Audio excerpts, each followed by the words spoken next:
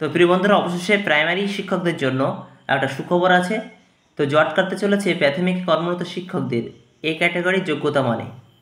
তোমরা জানো তোমাদের প্রাইমারি শিক্ষকরা চাকরি করছো, তো তোমাদের এ ক্যাটাগরি টিচার অনেকেই নিযুক্ত হয়েছে, অনেকেই হতে পারেনি।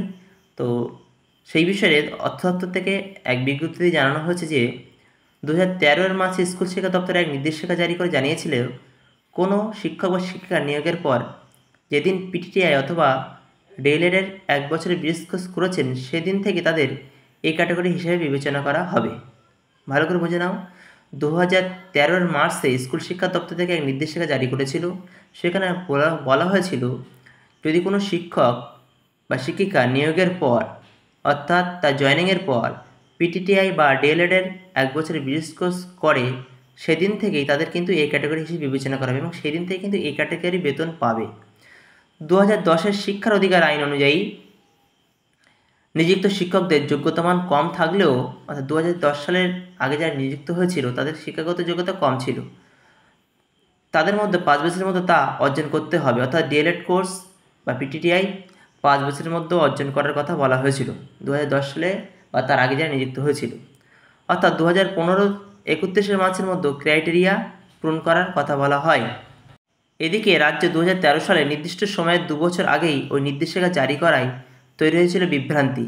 সেই নির্দেশিকা জারির আগে রাজ্যেরই নিয়োগে বিজ্ঞপ্তি মেনে 2006-এর 1 জানুয়ারি বা তারপর 2011 সাল পর্যন্ত প্রাথমিক শিক্ষক পদে নিযুক্তদের বড় অংশে মাধ্যমিক পাস ও 1 বছর শিক্ষকতার প্রশিক্ষণের ভিত্তিতে চাকরি পেয়েছিলেন।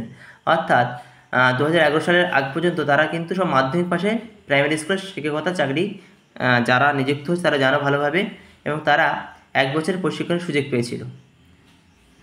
ফলে 2013 নির্দেশিকার বিপাকে পড়েন 26,000 প্রাথমিক শিক্ষক শিক্ষিকা। এরপরে জানো তোমরা 2012 সালের থেকে নিযুক্ত হয়েছে শিক্ষক শিক্ষিকা। আদালত দ্বারস্থ অনেকে এবং একের পর এক মামলার রায় রাজ্যের বিরুদ্ধে যাচ্ছিল। এই পরিস্থিতি ঠিক হয়েছে 2013 সালের স্কুল শিক্ষা দপ্তরের নির্দেশিকা থেকে একটি অনুচ্ছেদ ডিলিট করা হবে। শীঘ্রই 11 বছর আগে সেই বিজ্ঞপ্তি সংশোধনী বেরোবে বলে খবর।